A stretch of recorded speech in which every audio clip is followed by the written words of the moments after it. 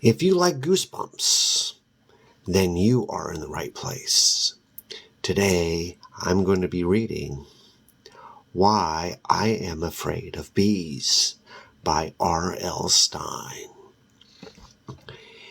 If you are afraid of bees, I have to warn you. There are a lot of bees in this story. In fact, there are hundreds. Up until last month, I was afraid of bees. And when you read this story, you'll see why. It all started in July when I heard a frightening buzz. The buzz of a bee. I sat up straight, searched all around, but I couldn't see any bees anywhere. The scary buzzing around just wouldn't stop. In fact, it seemed to be getting louder. It's probably Andretti again, I told myself, ruining my day as usual. I'd been reading a stack of comic books under a big maple tree in my backyard. Other kids might have better things to do on a hot, sticky summer afternoon, like maybe going to the pool with their friends, but not me. My name is Gary Lutz, and I have to be honest, I don't have many real close friends. Even my 9-year-old sister, Chrissy, doesn't like me very much. My life is the pits. Why is that? I constantly ask myself, what exactly is wrong with me? Why do all the kids call me names like Lutz the Klutz? Why does everyone always make fun of me? Sometimes I think it might be because of the way I look. That morning, I'd spent a long time studying myself in the mirror. I had stared at myself for at least half an hour. I saw a long, skinny face, medium-sized nose, straight blonde hair, not exactly handsome, but not terrible. Bzzz. I can't stand that sound, and it was coming even closer. I flopped on my stomach, then I peered around the side of the maple tree. I wanted to get a better view of my neighbor's yard. Oh no, I thought. I was right. The buzzing sound was coming from Andretti's bees. My neighbor was at it again. He was always hanging out in the back by his garage, messing with those bees of his. How could he handle them every day without worrying about getting stung? I asked myself. Didn't they give him the creeps? I climbed to my knees and edged a few inches forward, even though I wanted to get a better look at Mr. Andretti. I didn't want him to see me. The last time he caught me watching him, he made a big deal out of it. He acted as if there was some kind of law against sitting outside in your own backyard. What's this? He bellowed at the top of his lungs. Did someone start a neighborhood watch committee without informing me? Or is the FBI recruiting 10-year-old spies these days? The last remark really steamed me, because Mr. Andretti knows perfectly well that I'm 12 years old. After all, my family lived next door to him for my entire life, which is bad luck for me, mainly since I'm afraid of bees. I might as well confess right away, I'm scared of a few things too, such as dogs, big mean kids, the dark loud noises, and swimming in the ocean. I'm even careful of Claus. That's Chrissy's dumb cat. But most of all, I'm scared of bees. Unfortunately, with a beekeeper for a neighbor, there are always bees around. Hairy, crawling, buzzy, stinging bees. Meow. I jumped up as Claus the cat came creeping up behind me. Why do you have to stalk me like that? I cried. As I spoke, Claus moved forward and wrapped himself around my leg. Then he dug his long, deep, sharp claws into my skin. Ouch! I screamed. Get away from me! I can understand why Chrissy can love that creature so much. She says he only jumps on me because he likes me. Well, all I can say is that I don't like him, and I wish he would keep away from me. When I finally managed to chase Claus away, I went back to studying my neighbor. Yes, I'm scared of bees. And I'm fascinated by them too. I can't seem to stop watching Mr. Andretti all the time. At least he keeps hives in a screened-in area behind the garage. That makes me feel pretty safe. And he acts as if he knows what he's doing. In fact, he acts as if he's the world's greatest living expert on bees. Today, Mr. Andretti was wearing his usual bee outfit. It's a white suit and a hat with a wire screen, a veil hanging down to protect his face. His clothes are lined with string at the wrists and ankles. He looks just the same, like some kind of alien creature out of a horror movie. As my neighbor carefully opened and closed the drawer-like sections of his hanging hives, I noticed he wasn't wearing any gloves. Once, when I was with my dad, Mr. Andretti had explained this to us. It's like this, Lutz, he said. Lutz is my father, Ken Lutz. Naturally, during the entire conversation, Mr. Andretti had acted as if I wasn't even there. Your average beekeeper usually wears gloves, he explained. A lot of the brave ones use gloves with no fingers and thumbs so they can work with the bees more easily. Mr. Andretti thumbed himself on the chest and went on, but your truly outstanding beekeeper, such as myself, likes to work with his bare hands. My bees trust me, you know. Lutz's bees are really a lot smarter than most people.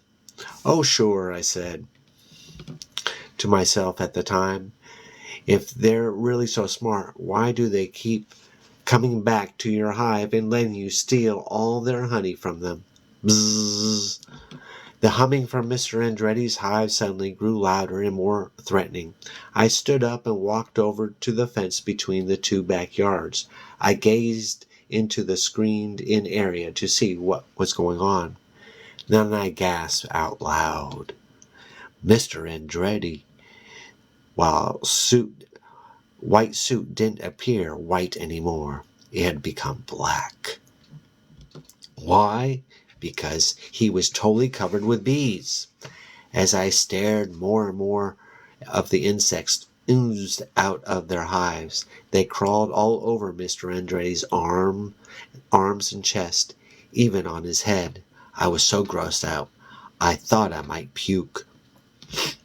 Mr. Andretti had the veil shimmered and bulged as if they were alive. Wasn't he scared of all those stingers? As I leaned over the fence, Andretti suddenly yelled at me, Gary, look out! I froze. Huh? The bees, Mr. Andretti shrieked. They're out of control. Run! Oh, Chapter 2. I never ran so fast in my life. I charged across the yard and stumped up the back steps of my house. I flung open the screen door and almost fell into the house. Then I stopped and leaned against the kitchen table, gasping for air. When I finally caught my breath, I listened hard. I could still hear the angry buzzing of the bees from the next yard. Then I heard something else. Ah, ah, ah, ah, ah, ah. Somebody was laughing out there, and it sounded suspiciously like Mr. Andretti. Slowly I turned around and peered out through the screen door. My neighbor was standing at the bottom of the back steps. He had taken off his bee veil, and I could see that he had a huge grin on his face. Ah, ah, ah, ah. You should have seen the expression on your face, Gary. You never would have believed how funny you looked. And the way you ran. I stared at him. You mean your bees weren't escaping? Mr. Andretti slapped his knee. Of course they weren't. I have complete control over these bees at all times. They come and go, bringing nectar and pollen back from the flowers. He paused to wipe some sweat off his forehead. Of course, sometimes I have to go out and recapture a few lost bees with my net, but most of them know my hives are really the best home they can possibly have. So this was all a joke, Mr. Andretti. I tried to tried to soon. So I tried to sound angry, but that's hard to do when your voice is shaking even harder than your knees. It was supposed to be funny. I guess that'll teach you to get a life and stop staring at me all day, he replied. Then he turned and walked away. I was so angry. What a mean trick. It was bad enough having kids my age pick on me all the time, but now the grown-ups were starting in. I pounded my fist on the kitchen table just as my mother walked into the room. Hi, Gary, she said, frowning. Try not to destroy the furniture, okay? I was just about to make myself a sandwich. Would you like one? I guess so, I muttered, sitting down at the table. Would you like the usual? I nodded. The usual was peanut butter and jelly, which I never get tired of for a snack. I usually like taco chips. The spicier the better. As I waited for my sandwich, I ripped open a new bag of chips and started chewing away. Uh-oh. Mom was rummaging through the refrigerator. I'm afraid we're out of jelly. Guess we'll have to use something else. She pulled out a small glass jar. How about this with the peanut butter? What is it? I asked. Can you guess what it is? Honey! Honey, I shrieked. No way. Later, I was feeling lonely. I wandered over to the school playground. As I walked by the swing set, I saw a bunch of kids I knew from school. They were standing around on the softball diamond, choosing up sides for a game. I joined them. Maybe, just maybe, they'd let me play. Gail and I are captains, a boy named Louie was saying. I walked over and stood at the edge of the group. I was just in time. One by one, Louie and Gail picked players for their teams. Every kid was chosen. Every kid except me, that is. I was left standing by myself next to home plate. As I slumped my shoulders and stared down at the ground, the captains started fighting over me. You take him, Gail, Louie said. No, you take him. No fair. I always get stuck with Lutz. As the two captains argued who was going to be stuck with me, I could feel my face getting redder and redder. I wanted to leave, but then they would have said I was a quitter. Finally, Gail sighed and rolled her eyes. Oh, all right, she said. We'll take him, but remember the special Lutz rule. He gets 4 strikes before he's out. I swallowed hard and followed my teammates out onto the diamond. At that point, luck was with me. Gail sent me to the outfield. Go way out in the right, Lutz, Gail ordered. By the back fence, nobody ever hits out there. Some kids might be angry about being stuck so far away from the action, but I was grateful. If no balls were hit to me, I wouldn't have a chance to drop them the way I always did. As I watched the game, my stomach slowly tied itself into a tight knot. I was last in the batting order, but when my turn at the plate finally came around, the bases were loaded. I picked up the bat and wandered out toward the plate. A groan rose up from my teammates. Lutz is up, somebody cried in disbelief. Easy out, yelled the girl playing first base. No batter, no batter, no batter. Everybody on the team hooted and laughed. Out of the corner of my eye, I saw Gail put her face in her hands. I ground my teeth together and started praying. Please let me Gail walk. Please get me a walk. I knew I could never hit the ball. So a walk was my one and only hope. Of course, I struck out. 4 straight strikes. Let's the klutz, I heard everyone cry. Then a lot of kids laughed. Without looking back, I marched off the baseball diamond and away from the playground. I was heading home toward the peace and quiet of my room. It might not be perfect, I thought, but at least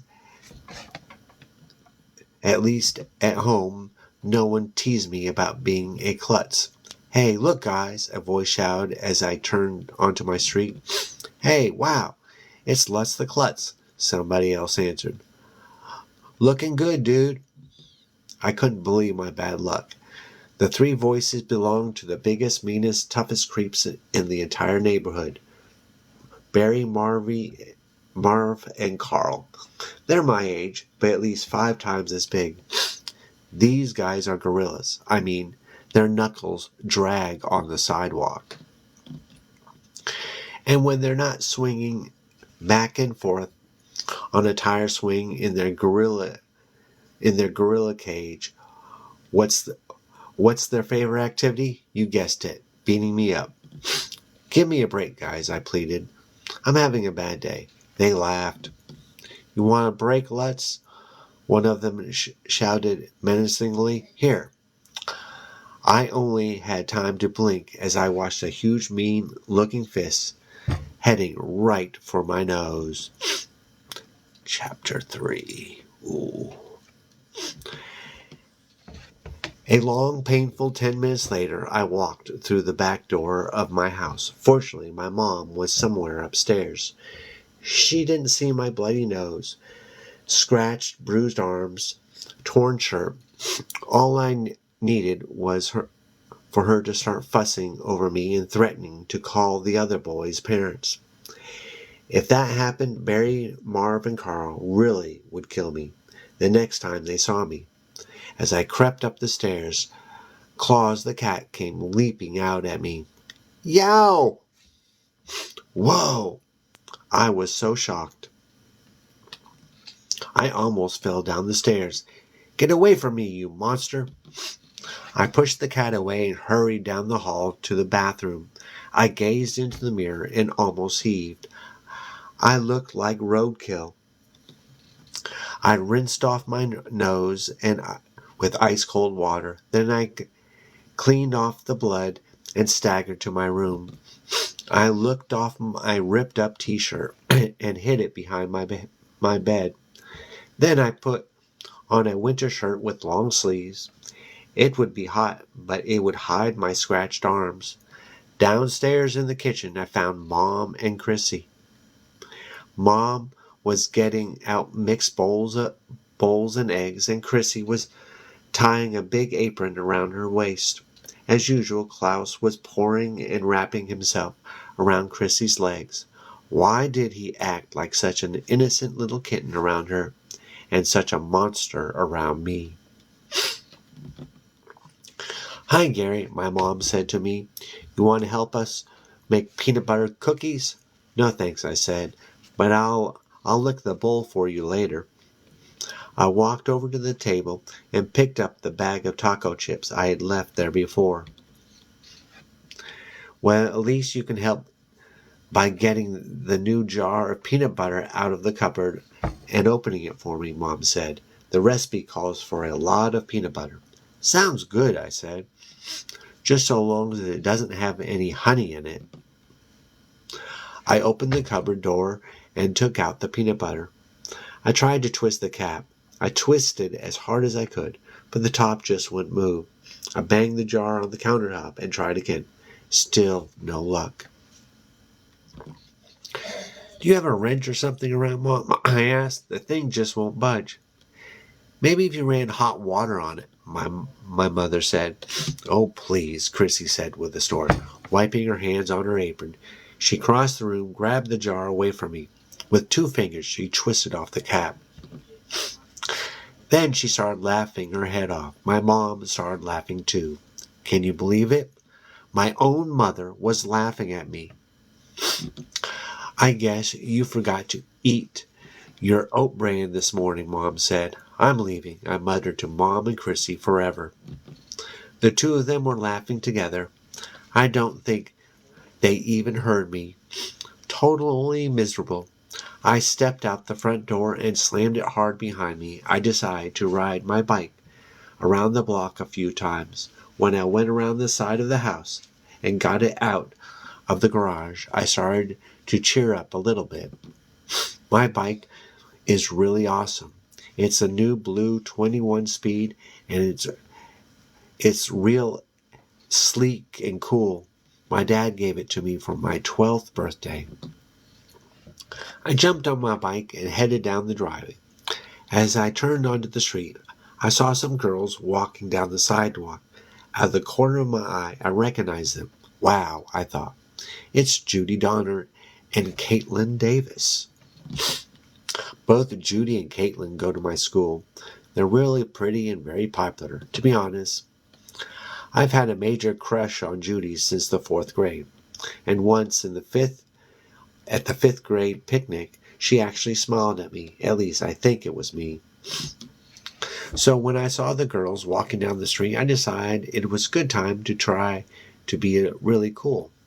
I flipped my baseball cap around so the brim was at the back of my head. Then I folded my arms across my chest and started pedaling, no-handed.